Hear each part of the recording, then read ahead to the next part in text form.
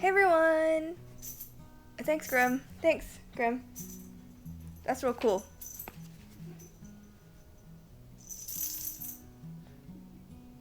Hey everyone!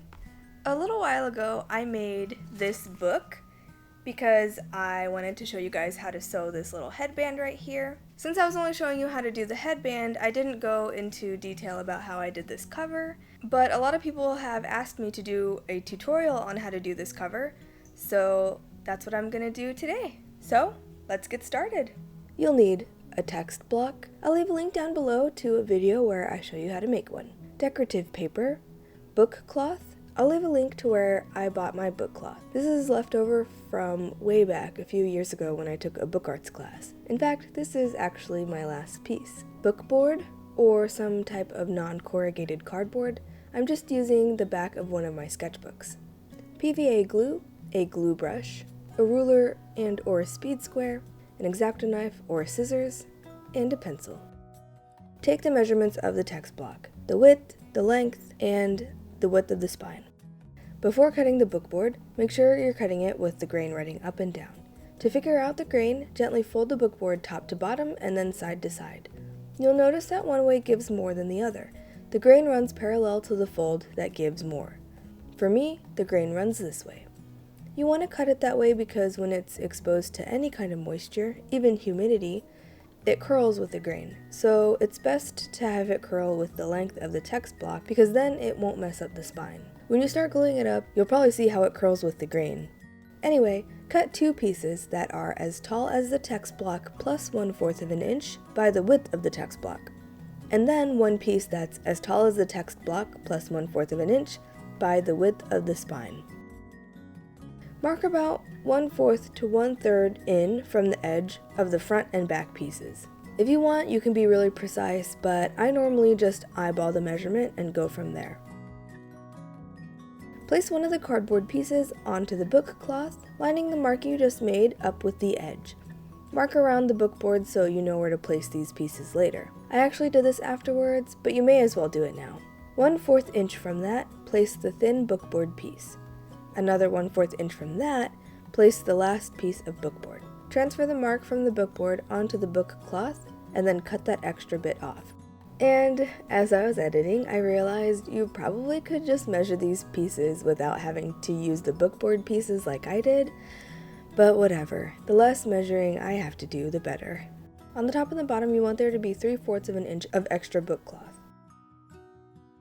Cut two pieces of decorative paper as wide as the 2/3-ish portion of the top and back bookboard pieces, plus an inch, and as tall as the bookboard, plus 1.5 inches.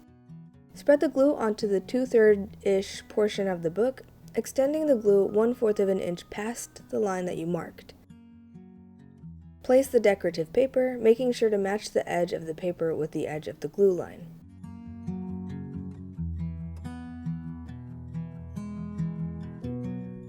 From the corners, go out about 1/16 of an inch, and from that point, make diagonal marks like so.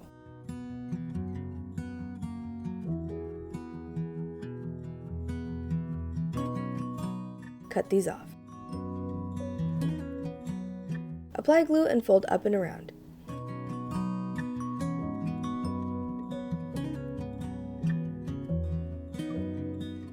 If you don't give yourself the 1/16 of an inch, then when you glue the tabs in, you'll have a little bit of bookboard exposed on the corners. Glue the spine piece onto the book cloth. Apply glue to the book cloth and put the cover pieces in place. I like to keep my ruler lined up with the spine so I can easily line up the other cover pieces.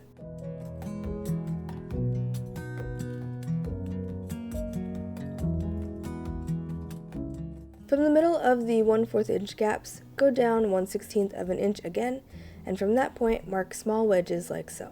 They shouldn't be wider than the gap. Cut these out, apply glue, and then fold them up and around.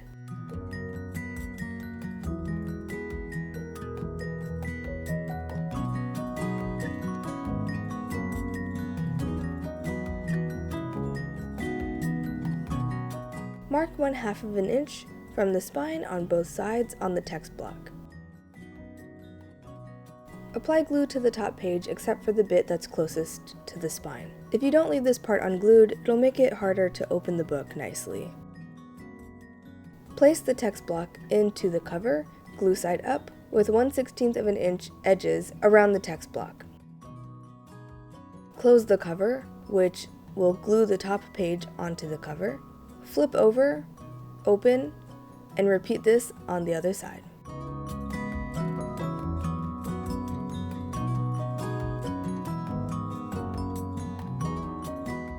Cover with some heavy books for a few hours while it dries.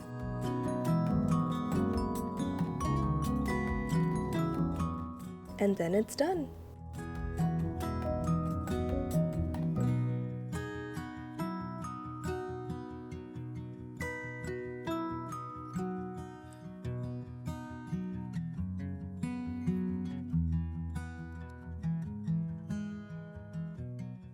I hope you guys enjoyed this tutorial.